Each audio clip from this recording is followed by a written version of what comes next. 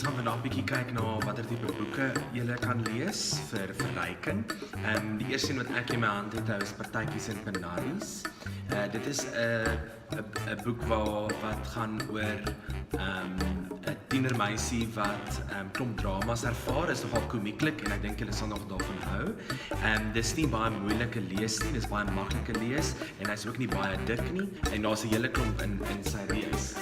Die opvolg van dit is natuurlik Hanks en Hamburgers, wat natuurlik die verhaal van Shani en haar sussie en al die mense, al die karakters verder vat.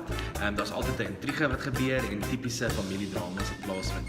So hierdie twee boeke sal ek definitief voorskryf vir enige iemand tussen die ouderdom van 14 tot by 16, afhangend van hoe goed jou taalgebruik is.